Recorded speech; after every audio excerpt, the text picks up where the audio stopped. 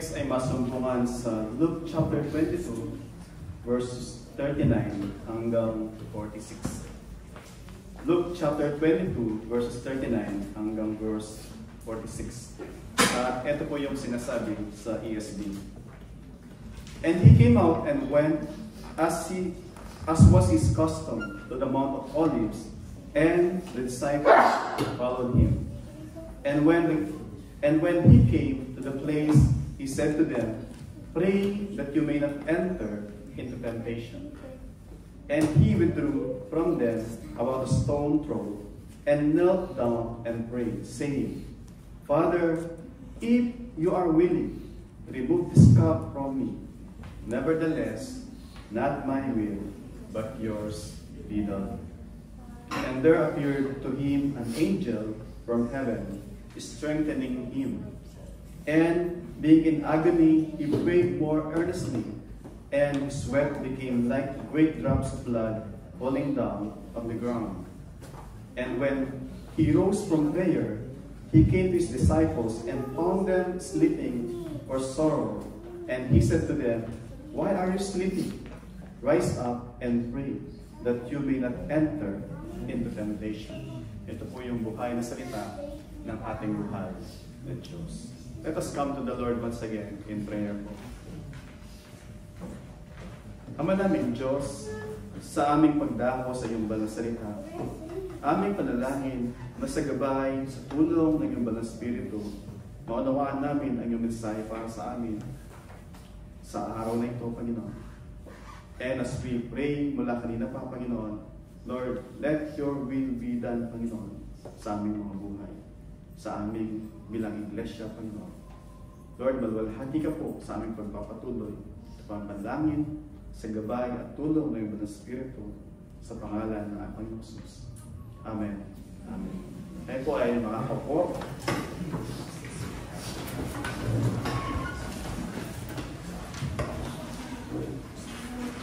So, nandito na po tayo sa simula sa verse 39 ng ating text sa Luke chapter 22. Noong nakaraan, nakita natin yung mga eksena ng institusyon ng Lord's Supper from Passover. The Lord turned it into a Passover. Lord's Passover to Lord's Supper in commemoration, sabi niya, dun sa New Covenant na kanyang inusher, dun sa upper room, and then ito ay kanyang niratified habang siya ay nasa krus. Dati, yung mga covenant are always ratified by blood. Diba? So ang Panginoong Jesus nung nandun siya sa upper room, in-institute niya yung New Covenant. However, ito ay kanyang niratify, sinelyuhan na kanyang dugo nung siya ay nandun sa krus ng Kalbaryo. And then, the same din, nung nasa sa taas sila ng upper room, dinismiss niya si Pedro bago yung Lord's Supper. And then, yung mga alagad nila, ayun ng Panginoong Jesus, ay nagtatanungan sila, sino ba yung greatest doon sa kingdom, sino ba yung maupo sa kanan, sino ba yung maupo sa kaliwa. And then, sabi ng Panginoon, kung dati sinesend ko kayo na wala kayong mga panyapak, wala mga bags, at hindi kayo kinapos. And this time, sabi niya, kung meron kayong, magdala kayo ng mga sandalias nyo, magdala kayo ng mga bags, and then, kung wala kayong sword, buy sword, sabi ng Panginoong Jesus. At sabi ng isa sa alagad, Panginoon, ito, meron kaming dalawang sword. And then, sabi ng Panginoon, enough. That's enough. Ibig sabihin na, enough na yung dalawang sword, enough of this discussion dahil hindi nyo mag-grasp, o hindi nyo maunawaan yung aking sinasabi. No wonder, kaya sabi ng Panginoong Jesus dun sa account ni John, sabi niya, I have many things to tell you, sabi niya. And yet, hindi nyo pa kayang maunawaan yung mga sabihin ko. But then, sabi niya, when the Holy Spirit has come upon you, He will bring into your remembrance all that I have told you. He will teach you into all truth, sabi ng Panginoong Jesus. So, yung hapong ito, nandun tayo sa dahon na kung saan. So, after nila dun sa upper room, so sila ay pumunta dun sa Gethsemane. So, sabi sa verse 39, And he came out and went, as was his custom, to the Mount of Olives. Yung sinasabi ni Luke, as was his custom. Ibig sabihin, hindi ito yung first time na pupunta ang Panginoong Jesus doon sa Mount of Olives with his disciples. So, yung sinasabi dito ni Luke is, ito ay laging ginagawa ng Panginoong Jesus to withdraw from the crowd. And he will be with his disciples, nandun sila doon sa solitary place. Yung nandun sila sa Mount of Olives, nandun sila sa bundok. Kasama yung kanyang mga alagad. After na maghapong pagod ka, dapat nandun ka sa may aircon, di ba? Nandun ka sa secluded na place na panatag, and yet ang Panginoong Jesus, nandun siya dun sa open space na kanyang pahingahan. And then sabi sa verse 40, and when he came to the place, he said to them, ang sabi niya, pray. Pray. Makita po natin sa text na to, Lord willing, makita natin yung mga pwede natin matutunan about sa ating Panginoong Jesus, about sa sin, and about temptation. More about sa ating Panginoong Jesus, and about sin, and then about sa temptation. Sabi sa verse 40, uli, sabi niya, and when he came to the place, he said to them, to his disciples, pray that you may not enter into temptation. Doon sa account ni John, sabi doon, yung mga so marami kasama yung kanyang 11, wala na si Judas, kasama 11, and then among the 11, kinuha niya si Pedro, si John, at saka si James. Ito kanyang 3 inner circle. Yung tatlo, sinama niya, and then sabi doon, so kasama yung tatlo, and then umalis pa siya doon sa tatlo. Iniwan niya yung tatlo, sabi doon, pagbabasay ng sa pagbasa, and he withdrew from them about stone throw and knelt down and prayed. So kasama niya yung 11, kinuha niya yung tatlo, and then sumula sa tatlo, umabalik pa siya with a stone throw. Ibig sabihin, at some distance sa kanyang 3 inner circle. Ang natin dito, una, yung example na binabigay sa atin ng Panginoong Jesus dito sa senaryo po nito. Alam natin siya ay Diyos, 100%, at alam din naman natin na siya ay 100% din na tao. At siya ay walang bahid na kasalanan, and yan pinapakita sa atin dito ang Panginoong Jesus.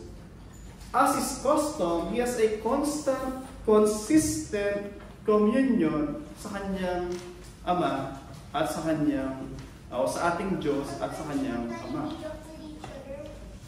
Sabi niya, uli, babasahin natin, he knelt down and prayed.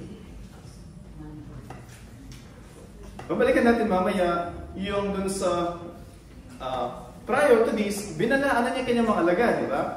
Especially si Pedro, but then it's not only about Peter, na sabi niya, this night, una, sabi niya, one of you will betray me. And then, sabi ni Pedro, Lord, itatatwa ng lahat, pero hindi ako, Lord, over my dead body, sabi niya. Lord, etong pagkakatwa na to, Lord, hindi mangyayari sa akin, Lord. I will die for you. Chicken lang yan, Lord. Sabi niya, di ba? Chicken lang yan. Kaya nga siya ay title niya is, ano yung podcast ng Pedro, di ba? Chicken, di ba? Kaya sabi niya, Lord, chicken lang yan. Di ba? Kaya, makita natin doon, si Pedro ay, ang picture sa kanya lagi, chicken. Kasi, Lord, chicken lang yan. Di ba? So, tingnan natin, let's focus muna dun sa ating Panginoong Jesus. Sabi nga sa verse 42, when he humiwalay siya sa kanyang mga alagad, dun sa 11, and then, kasama na yung sa tatlo, sabi doon, saying, sa abang siya ay nanalangin, saying, Father, if, malagay yung word na if, conditional clause, di ba? If you are willing, move this cup from me. So, nakapakalaga na makita natin, sa kanyang panalangin, yung, Father, if you are willing, remove this cup from me. Andun yung humble submission niya dun sa kalooban ng Panginoon. However, pinapakita doon, una, makita natin dun sa humanity ng ating Panginoong Jesus. Yung humanity niya nasa nagsasabi na there is sa kanyang puso, sa kanyang pagkatao, if it is possible na wala ng cross. Sabi niya, if it is possible, remove this cup from me. Yung pong cup na yun, pag titingnan natin yung sa Old Testament, sa Isaiah chapter 51, especially verse 17, yung cup na binabanggit doon, the cup of the wrath of God. Yung puot ng Diyos. Hindi po yun yung cup na pag naglo-Lord Supper tayo, may grape juice, di ba? Na we are joyfully celebrating yung commemoration dun sa death, resurrection ng ating Panginoong Jesus. Pero yung cup na binabanggit dito is yung cup of God's judgment as a punishment dun sa kasalanan. Sabi niya ulit, if you are willing, remove this cup from me. Pero may kasunod, di ba? Hindi lamang yung if you are willing, but then may kasunod. Ano po yung kasunod niya? Nevertheless, not my will, but yours be done. So ulit, sabi natin kanina, sabi ko, yung so sa kinata natin kanina, sabi doon, we will never fully grasp yung agony, yung trials na kinaharap ng ating Panginoong Jesus. Bakit po nasabi yun? Una, makita natin, sabi ng Panginoon, "When kayo mga lagad, pray that you will not enter into temptation." Pray that you will not enter into temptation. Ang Panginoong Jesus, on that same habang siya inanalangin, after na wiwalay sa kanyang mga lagad, He Himself experienced yung temptation. Temptation na, if possible, wala ng cross. If possible, Lord, to glory without suffering. Shortcut. Lord, if possible, forgive and forget. Yun yung if possible. But then sabi nga, we cannot fully grasp yung pinagdaanan ng Panginoong Jesus. Bakit? Tayo, bilang mga tao, kahit na tayo mga born again na, pag ikaw ay born again, yung old self, ikaw ay new creation na. New creation, and yet nandun ka, incarcerated ka dun sa old humanity, yung flesh. Kaya, lagi sinasabi ni Pablo, ito yung gusto mong gawin. Yung desire na ng new nature mo. Yung bagong pagkatao. However, nandun pa tayo dun sa flesh na kung saan always prone dun sa temptation, always prone dun sa mga reluctance towards dun sa nais ng Panginoon. Pero, kapag natin makita, sabi ko is, bilang mga tao, tayo ay accustomed sa kasalanan. Tayo ay sanay sa kasalanan. In fact, merong doktrina na kung paano yung aso, bakit tumatahol yung aso? Diba? Kasi aso siya. Hindi mo siya nataratawag na aso kasi tumahol siya. Diba? Ay tumahol siya, aso siya. Hindi ganon. Tumatahol siya kasi siya ay aso. The doctrine na tayo ay gumagawa ng kasalanan, it's because tayo ay mga makasalanan. Hindi tayo ginagawa, tinuturing na makasalanan dahil tayo ay gumagawa ng kasalanan. Bagkus tayo ay mga tao, kaya tayo ay gumagawa ng kasalanan. Point ko doon is, ang ating Panginoong Jesus, so yung ating struggle everyday, pag-isip natin ng umaga kanina, example, pag-isip natin ng umaga kanina, somehow, many, if not all, may struggle. Diba? Hagad pa yung walang expression, mag-alarm kayo. Mag-alarm yung is 6 o'clock, di ba? Kung gusto mo yun, ibato mo pa yung alarm clock, di ba? Tapos sasabihin pa ng alarm clock na, ang aga kasi nagsusundo ni Pastor. Diba? 1 o'clock pa naman yung worship service. Bakit kinakailangan? 6 o'clock, nandito na siya. Point is, we struggle. Kasi ang sarap talaga magpahinga. Totoo naman. Isang linggo tayong pagod, nag-swimming ka maghapon, di ba? Tapos ano nang ginawa mo pa sa... Tapos gigising ka madaling araw, so struggle. But then, lahat namang struggle natin, yung struggle natin na bunga ng kasalanan, ano ba usually mga kasalanan na mga struggle natin? Yung pride of life, lust of the flesh, lust of the eyes, lahat ng to na mga struggle natin are not struggle ng Panginoong Hesus. Ang Panginoong Hesus, ang tanging alam niya, buhat nung nabuhay siya, and even in eternity past, doon sa kanyang divinity, ang tanging alam lang niya ay tatlo din. Kung tayo ay tatlo, di ba? Sa atin, lust of the flesh, lust of the eyes, pride of life. Ang Panginoong Hesus, tatlo lang din ang alam niya sa kanyang eternity na buhay. At ano po yung tatlo na yon? Magbabasa niyo, Isaiah, sa middle is, holy, holy, holy. Yun lang ang alam niya, holiness.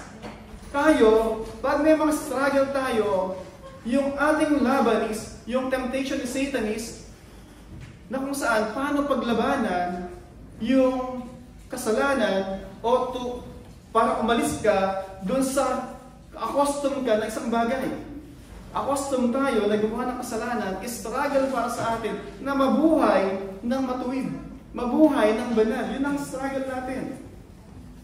Pero ang Panginoong Hesus, struggle niya ay yung kasalanan. Struggle in the sense na never siya sa buong buhay niya in eternity na nakaranas ng kasalanan. Ang alam lang niya ay yung daan ng Diyos, daan ng kabanalan. And so, nung pinag-uusapan, sinasabi niya, Father, if you are willing, remove this cup. Hindi po ito yung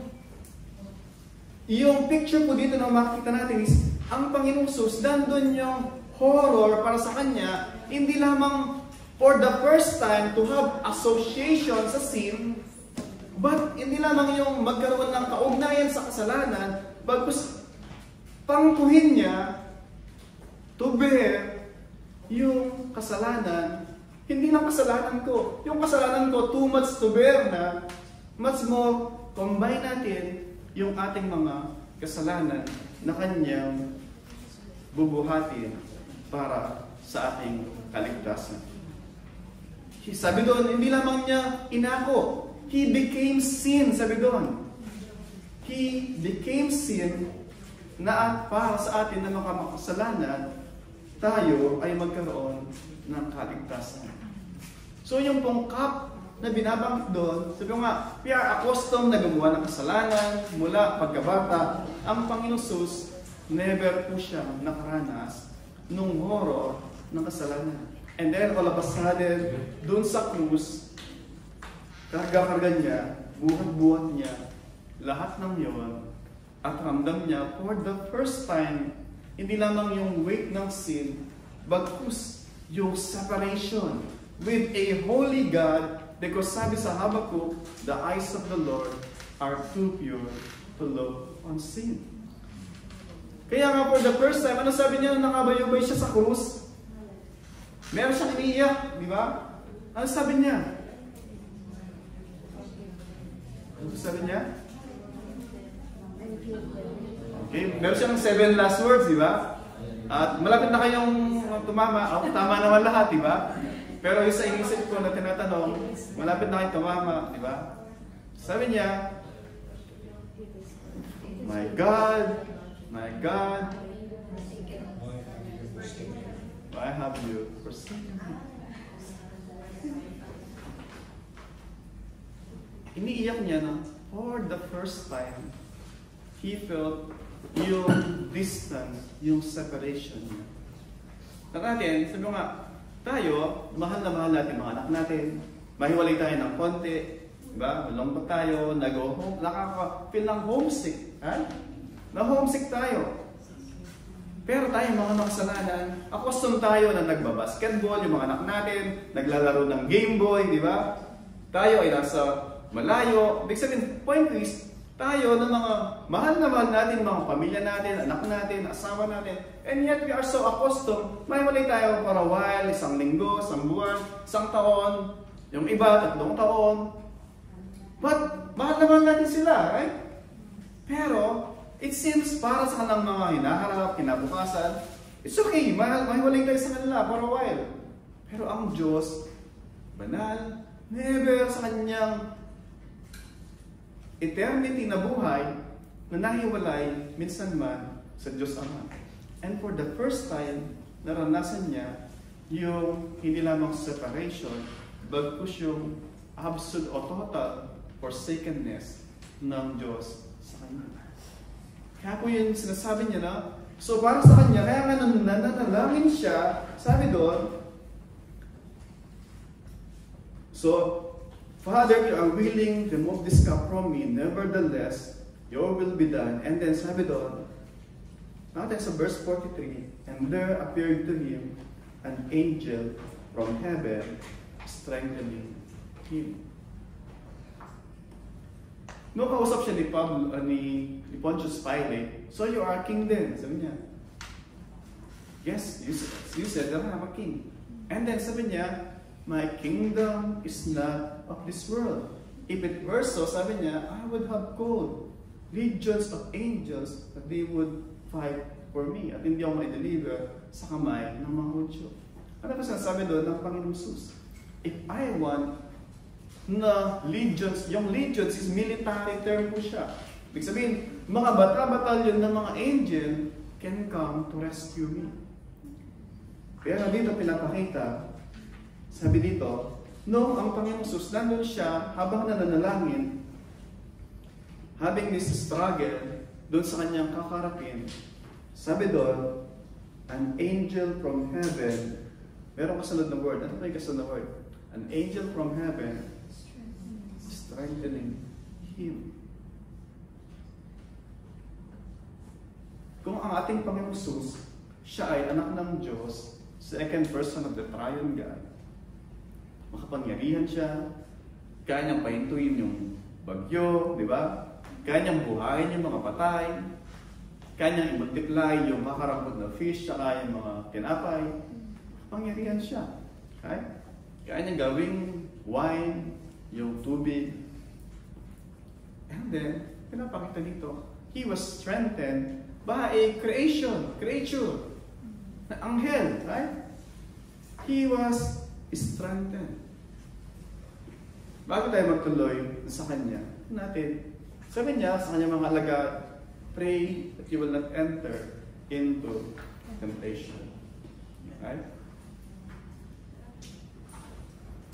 And sadly, actually, later on, pag mag-jump tayo doon sa verse 46, sabi doon, pagbalik niya, yung kanyang mga alagad, tutulog, and then sinabihan niya ulit, sabi sa verse 46, and he said to them, why are you sleeping?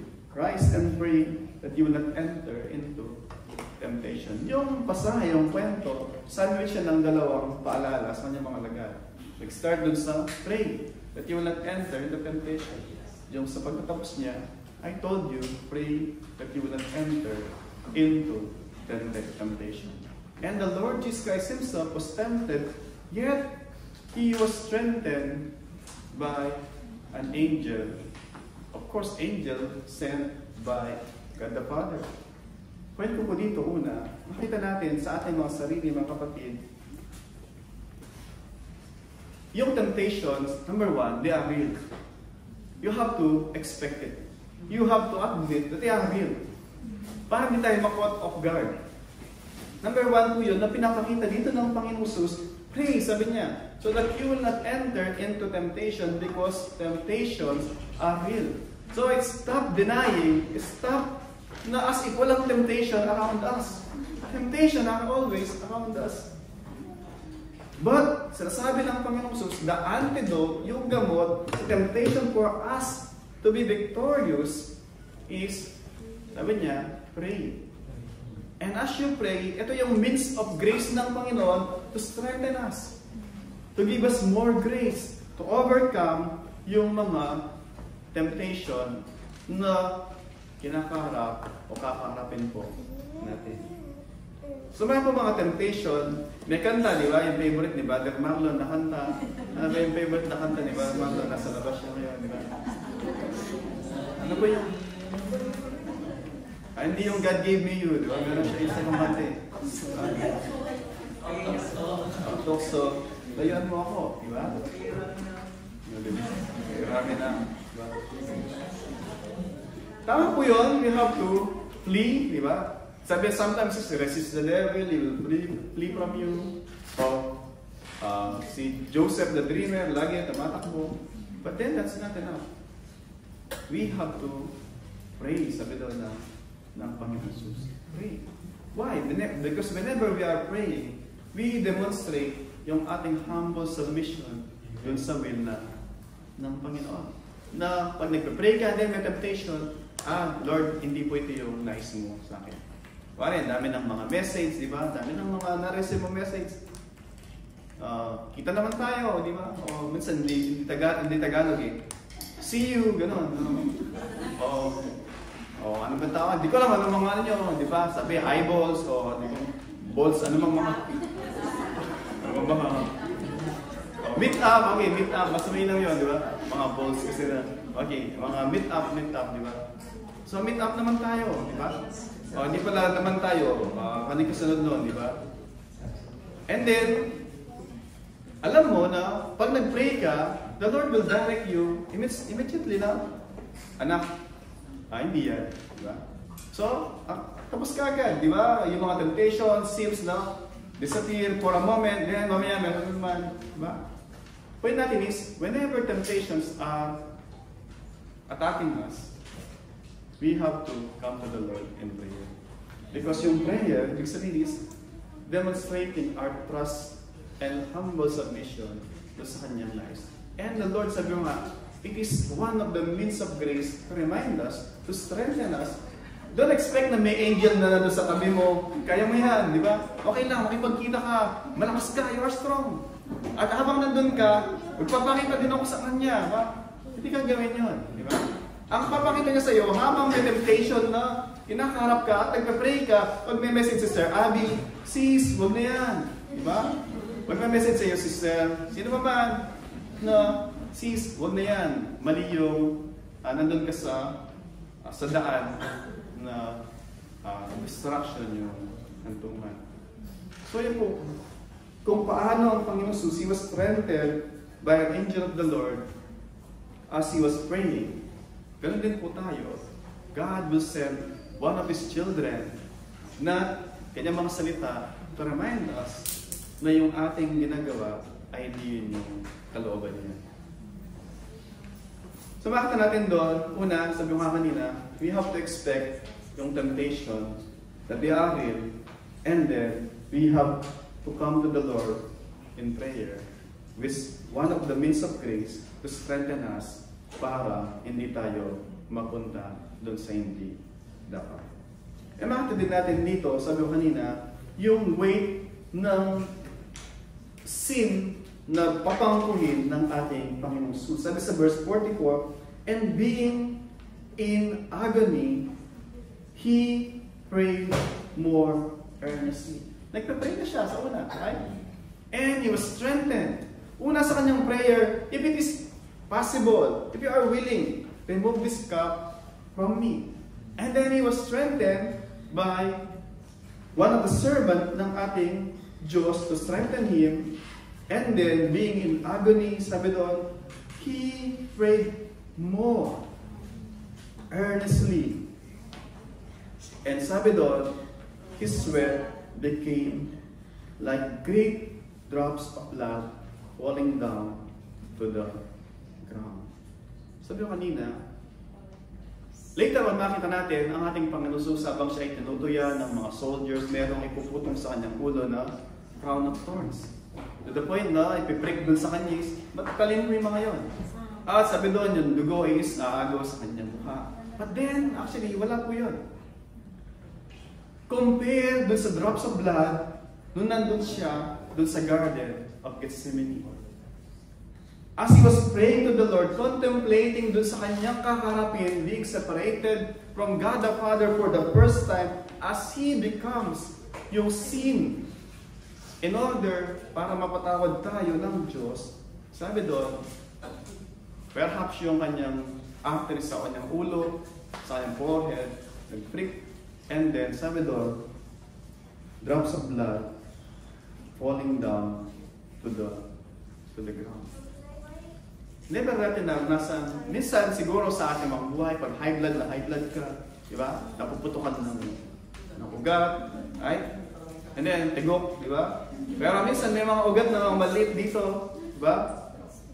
Pero point is, sabi ko nga kanina, nag-start ako dun sa contrast between human being na tayo are accustomed to sin. To sin is para sa atin, sabi ng mga, di ba?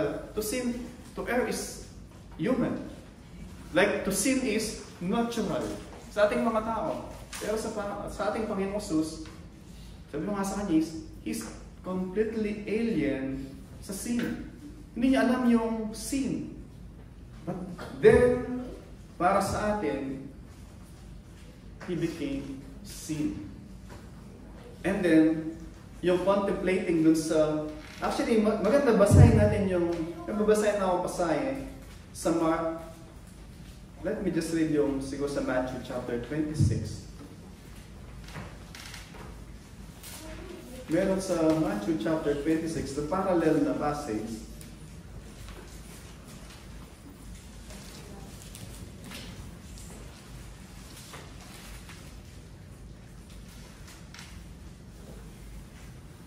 Sa verse 36,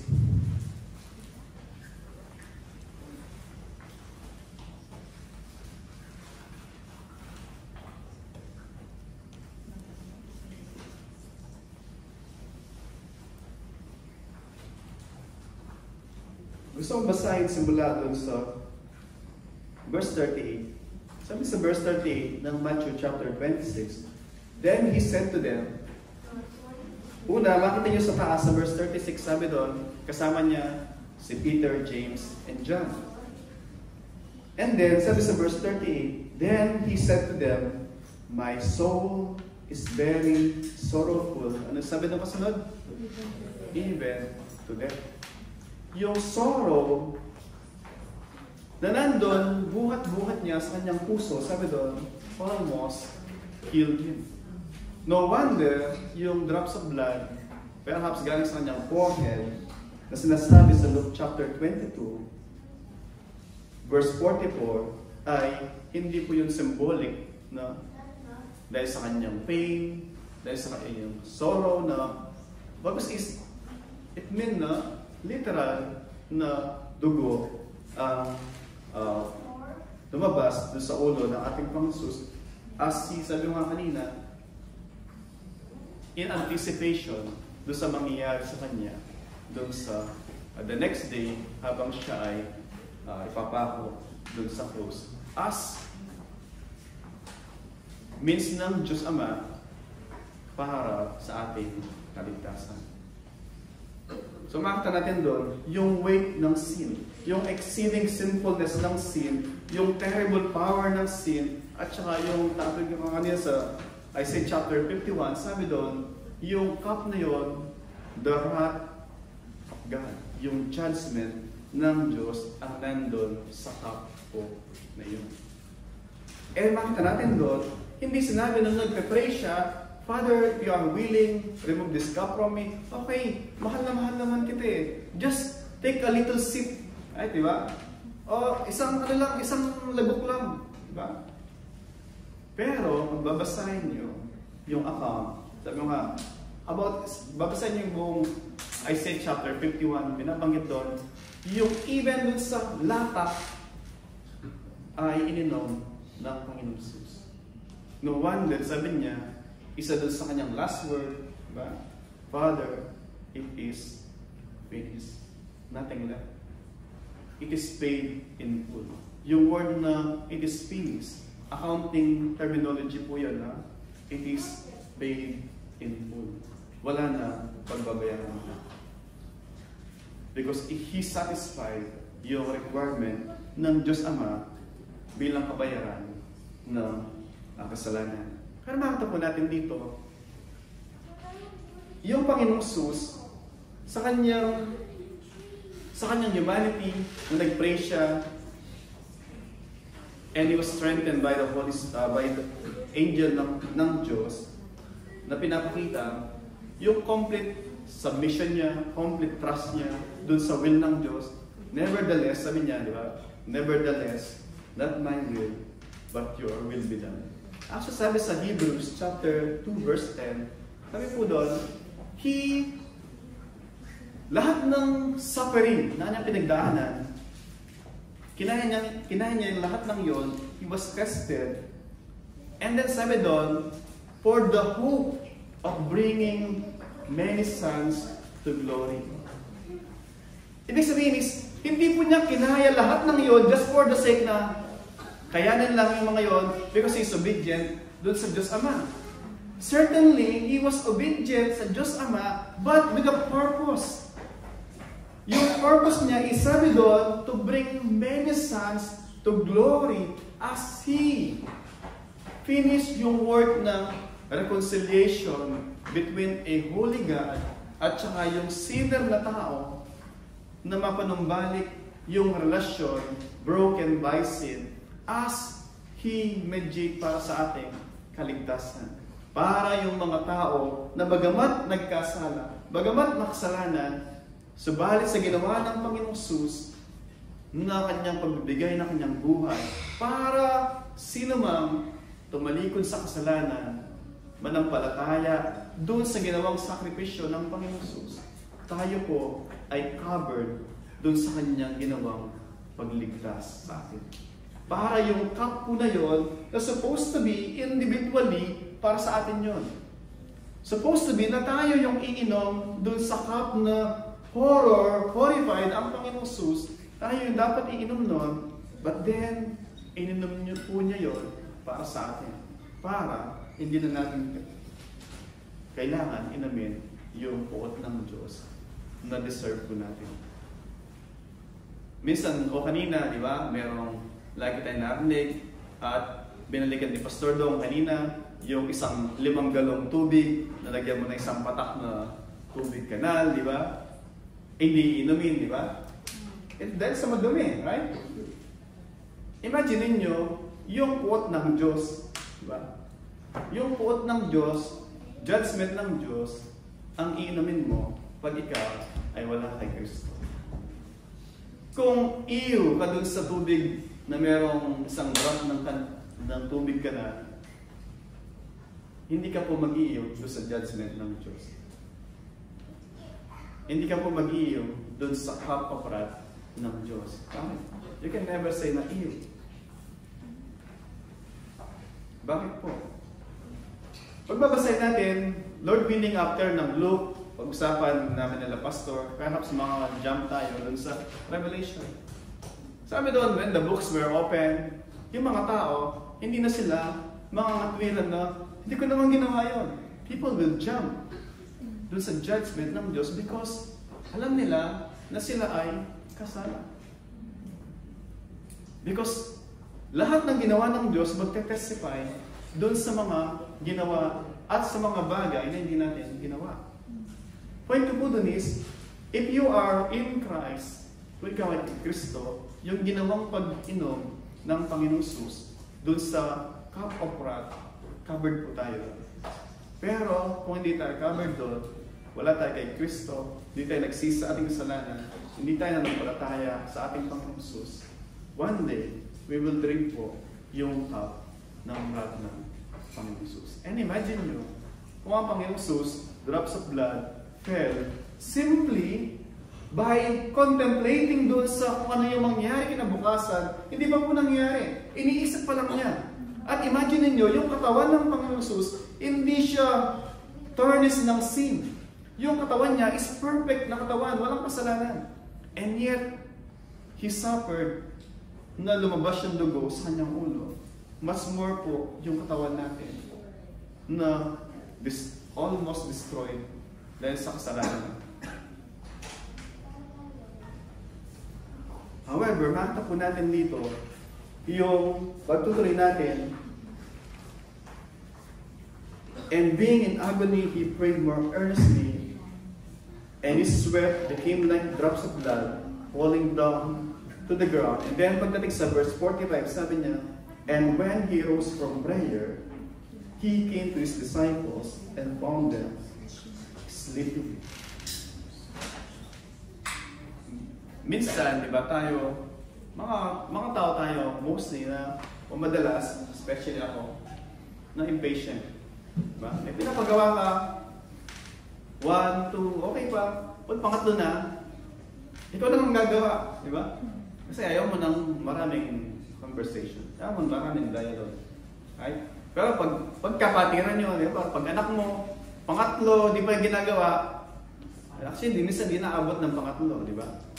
Kung sa mga patiran, ikaw na lang gagawa, sa mga anak mo, di ba? Makita nila yung cup of wrath ng being disobeyed, di ba? Point is, ang Panginoong Jesus, makita niyo dito yung kanyang wonderful love at saka yung kanyang touching forbearance sa kanyang mga lagay. Tara natin, kinabukasan, pabako sa krus. Winaningan niya sila ng maraming panahon, maraming mga pagkakataon. Sabi niya, tonight, one of you will betray me, and sabi doon, yung mga sheep, dahil sa pagkakawala ng mga shepherd, they will all fall away. Diba? At sabi niya sa kanyang mga lagad, pray that you will not enter into temptation. And then, it seems walang sumama sa kanya doon sa pananalangin. Pagdating niya, sila ay tulog. Yes, granted na perhaps yun ay late night na. O perhaps madaling araw. Diba? Kaya nga no wonder pagka may prayer meeting, mostly naka-close yung mga camera. Diba? Kasi, isip natin na merong ayaw nyo makita yung amo, yung mga alaga nyo, diba? Kaya naka-close yung camera. Right? At sinasabi lagi ni Kuya Vic, baka po pwedeng pakibuksan yung camera. And then, praise God. Pagka magpipicture na, nag-on ang camera. Right? Kasi closing na, tapos na yung prayer meeting at picture taking na. So, makita natin dito is, kaya nagpapasalamat ako sa Diyos dahil si Kuya Vic very yung kanyang forbearance sa atin, ha? Diba? So, sabi niya, okay lang po yan. Next time, buksan niyo po yung camera niyo. Diba? So, makita po natin dito, yung Panginoong Jesus, yung kanyang wonderful love, forbearance sa kanyang mga lagad. Instead niya, sipahin niya sila isa-isa. Sabi niya, and he said to them, again, diba? Ito yung pangalawang pagkakataon. Diba? Why are you sleeping? Rise and pray that you will not enter into temptation. Pagbabasa natin kasunod, next week, di ba? Sila Pastor ulit. Natin dito, nakita ng Panginoong Jesus yung mangyayari sa kanila pagka sa gabi nito. They will really all fall away. Si Pedro, tatagain niya. Si Malchus, di ba? Praise God, nakat lang yung ear, di ba? Hindi yung leg. Hindi niya, I guarantee, hindi niya target yung tenga. Target niya yung leg. Di ba? Pero, tenga lang yung tinamaan. Di ba? Otherwise, makita natin kung paano binalik yung ulo, di ba? Dramatic, di ba? Ulo. And then, naniwala sila lahat, di ba? Imagine nyo, nawala ng ulo, then binalik ng Panginoong Jesus, sinikit ng... Then, they all believe, and then happy ending yung story of sa Gethsemane, di ba? However, makita natin dito ulit, sabi nga, pagkahuli sa Panginoong Jesus, lahat sila magtatakbuhan. At isang makita natin dito na example na binigay ng Panginoong Jesus. Ang Panginoong Jesus, He was tempted then on that very same place, and almost the same, perhaps early morning, early na umaga. Pero, dahil siya ay nananalangin, and then he was strengthened, and then again, he continued praying. Pero, yung kanyang mga lagad, hindi sila nag-pray, and then, later on, nung sila test, lahat sila ay mahina because, number one, pinakita doon, yung walang, we can say na, alam natin, pagod sila, but then, perhaps, taking lightly yung paalala sa kanila ng Diyos o ng Panginoong Sus na sila ay mananalo. I think, makita natin dito una, yung pag-ibig ng Diyos sa ating lahat. Madalas po sa atin, ilang beses tayo pinapaalala ng Diyos. Ano sabi ni Pedro? Lord, ilang beses ko ba papaalalahanan ng mga to? 7 times? Sabi ng Panginoon, diba? 70 times 7. Hindi po 70 times 7 equals gano'n. Ibig sabihin is, unlimited na kapatawaran. Ang Diyos po, by His grace, even now, He's so gracious sa atin. How many times po na pinapaalalahanan tayo ng Panginoon?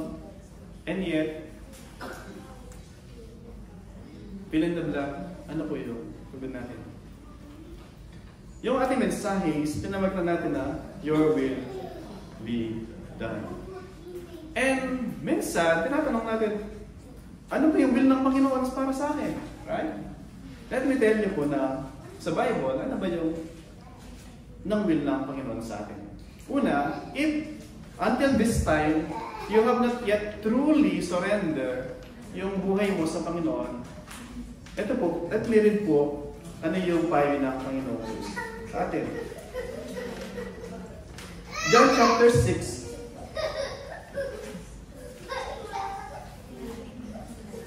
So John chapter 6, sabi po dito,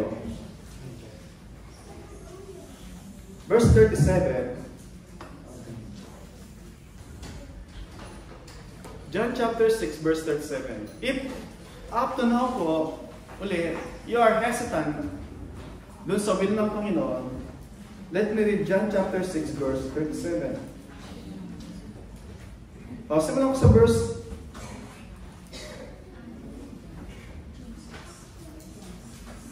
verse 36. But I said to you that you have not seen me and yet not believe. And then verse 37, all that the fathers give me will come to me, and whoever come to me will never cast out. And then verse 38, ito po sinasabi, for I have come down from heaven not to do my own will, but the will of Him who sent me. At ano po yung will niya? Verse 39, and this is the will of Him who sent me, that I should lose nothing of all that He has given me, but rise it up on the last day. For this is the will of the Father, that everyone who looks on the Son and believes in Him should have eternal life, and I will raise him up on the last day. Yun po yung will ng Panginoon. Ano po sinasabi niya? It is the will of God, the Father, that those who were given to the Lord Jesus Christ will come to Him. If you have been given by God the Father sa ating Panginoon Jesus, you will answer dun sa call, dun sa panawagan ng Panginoon Jesus. So yun po yung panawagan. Yan po yung will ng Panginoon. And kung tayo naman mga Christian na, meron po sa 1 Thessalonians, ano po sabi doon? This is the will of Him who sent me. This is the will of God, even your sanctification. Sabihin, magpatuloy na lumakad doon sa progressive, continuous na sanctifying work ng Holy Spirit sa ating mga buhay. And pinag-aralan natin kanina, ano yung means of grace ng Panginoon in order to conform, not just to inform, but to transform us doon sa imahe ng ating Panginoon Jesus for our sanctification. Yung kanyang, sabi doon, washing of the Word of God for our sanctification. yung salita ng Panginoong Hesus, yung kanyang gagamitin, parang ganito, ang ating Diyos, ang ating Panginoon, siya yung Father. At tayo ay kanyang ano ba? Pottery, ba? Clay. Okay, clay. And then, sineshape tayo in order na maayon tayo dun sa will niya, yung design niya para sa atin. And if I may jump from clay to potter, yung isang gumagawa ng ginto, malaman niya na pure na yung kanyang gold pagka nakikita na niya yung kanyang image dun sa finished product na gold. Ibig sabihin, pag tumingin siya dun sa finished product niya, nasa salamin niya yung kanyang sarili. So, hindi po natin ma-attain in this lifetime yung sinlessness. Pero pag kinilos ka ng Diyos, you will never remain dun sa simple condition mo the first time na nakilala mo ang Panginoon, the same dun sa the day na kukunin ka ng Panginoon Jesus. There will always be a progressive, constant, sanctifying work yung Holy Spirit sa ating mga buhay. Kaya nga po, di ba hindi tayo magtataka pagka yung mga tao nagtitestify sa atin na parang nagbago ka. Ay? Ano ba nangyari sa'yo, di ba? Nauntog ka ba? O ano ba pinakain sa'yo doon? Ba? At sabihin mo naman, go to last week, go to next week. Next week, sopas naman. Right? Point is, hindi dahil sa pinakain na sopas, go to, bagkus is kung dahil sa pinakain na salita ng Panginoon. Ako ba? And yung salita ng Panginoon na yun po yung patuloy na mag-shape sa atin, magpa-passion sa atin, not according to the image of this world, not according to the shape of this world, but according to the image ng ating Savior and Lord, ating Panginoon Jesus. Yung mundo po na ito, i-squeeze tayo para mahulma tayo doon sa mundo ito. No wonder, minsan, nakakalungkot, marami sa atin na mga in-invite natin at naka-attend na sila. Maraming beses naka-attend na sila. And then, all of a sudden, marinig mo sa kanila yung mga words na higit pa na mas mababa doon sa mga never na naka-attend ng church. Yung mga sabihin na, ganito kasi kami talaga. At ganito talaga yung uso kasi. Ha? Yung bang gano'n na, ganito naman kasi kami talaga. At ganito naman yung uso. Pwede bang huwag mo kaming pakialaman? Ba? May sarili kang buhay, pakalaman mo ang buhay, sarili mong buhay. It's sad, really. Hindi po tayo na, pag narinig natin yung gano'n, it's not it breaks yung ating puso. It breaks ating puso kasi nakasama natin sila ng maraming beses, and many of us, we invested ng ating pag-ibig sa kanila, and hindi lang pag-ibig. Many of us invested yung ating mga resources sa kanila. Ba, pagkain natin sila, kakain tayo, we spend sometimes, forget about yung gano'ng karami pera. Point is, that could have been invested sa mga ibang tao. Pero invested sa kanila. And yet, marinig natin sa kanila na yung gano'n na, ito na po yung normal dito sa Dubai. Dubai po ito. Hindi po ito Pilipinas. Yung mga gano'n, marinig natin na, shock lang tayo na, ganun pala. Ganun pala pag Dubai. Ba? Ganun pala pag Dubai na, parang jumping from one bed to another, from one person to another person. Ano bang, ba? So, ito na ba? Minsan isinisip ko lang, especially pagka ako mag-isa, pag nagda-drive ako, o even pagka ako lang mag-isa, isip ko, bakit pa nag-abroad yung mga tao na yun? I pray for them one by one, but then isip ko lang, I cannot help, pag pinagpipray ko sila, isip ko, bakit pa sila nag-abroad? Bakit pa sila pumunta dito? Kasi I guarantee, sabi ko nga, hindi sila pumunta rito with the intention na gawin yun. intention nila, dahil mahal nila ang pamilya nila, kaya sila pumunta rito. Pero bakit? Ganon yung nangyari. Bakit makita mo, sabi nga, iba every week almost, kung paano dati, damit nila, red, nakita mo, next week, ibang kulay na naman. Para bang, iba-ibang linggo, iba-iba yung kasama. Ang daming mga dalaga sa church, pero never mo makita na ibang, sana magkaroon sila, di ba, ng mga boyfriend. Pero every week, single sila, pero may mga asawa. Sa Pilipinas, every week, iba-iba yung kanilang asawa. Diba? Sabi nga, it's heartbreaking sa atin na mga, kahit na tayo makasalanan. Our hearts ay nabibreak ko. Imagine nyo, yung puso ng banal na Diyos, na pinorm sila ng Diyos sa kanyang kamay. And then, ganun ginagawa na sa kanilang buhay. Kaya sabihin nila, buhay ko to. Hindi po nila buhay yun. Hindi nila buhay yun. Buhay yun mula sa Diyos. Eh mga kapatid, nalulungkot tayo sa kanila. But then, if you are here, and meron tayo ganun the same, perhaps, the same na principle, I pray, nakasanggapanin ng Panginoon sa kanyang mga salita, nakita natin na nangungusap sa atin ang Diyos.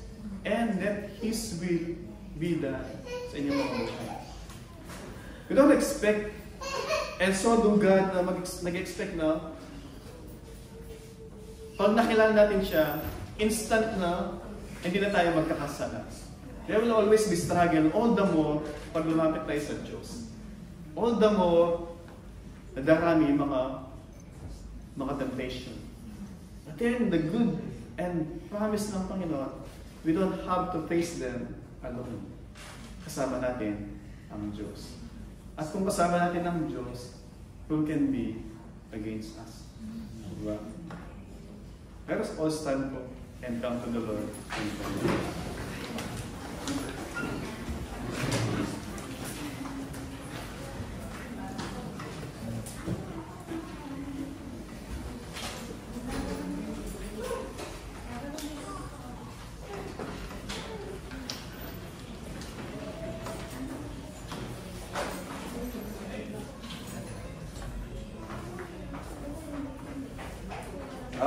Dahil daw po sa may mga ilan na hindi nakasama kanina sa pa-birthday ni Ate Mary at saka invited daw po after ng church na may pa-birthday daw po sa saan? Sa IKEA ba? O sa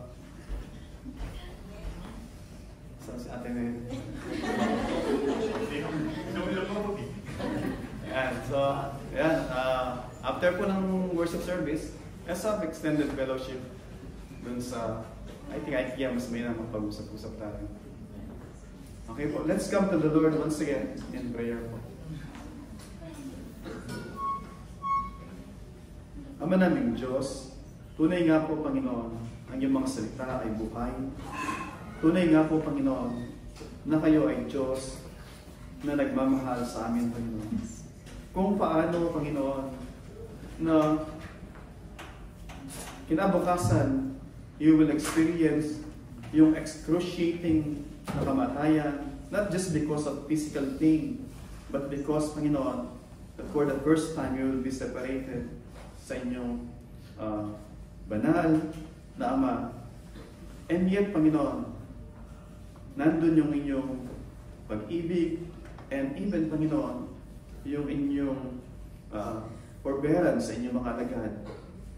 Lord, the same, Panginoon, kami nagpapasalamat sa inyong pag-ibig, sa inyong pagsama sa amin, Panginoon, sa kabila ng aming mga kahinaan. Lord, nawa, lagi magpaalala sa amin, in our weakness, Panginoon, there you are strong, Panginoon, because your strength, Panginoon, ang siyang lagi na aming tatakbuhan, Panginoon. You will never leave us, Panginoon, nor forsake us, Panginoon. And help us, Lord, na in times na saan nanghihina kami dahil sa mga pagsubok ng buhay, Panginoon. Lord, perhaps mga pagsubok that you providentially allowed, Panginoon, in order to strengthen us.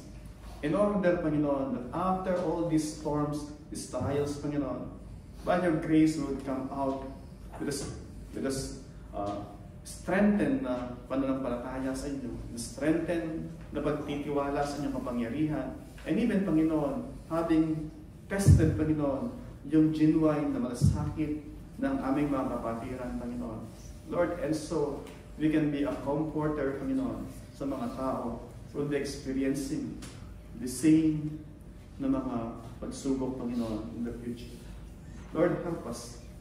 Ang iyong mga salita, Panginoon, ang siyang patuloy na mag-guide, mag-lead sa amin, Panginoon, para makita namin, naisin namin, hangarin namin, Panginoon, and to seek your will para sa amin, as you have revealed it, Panginoon, to the pages of your sacred scripture, Panginoon.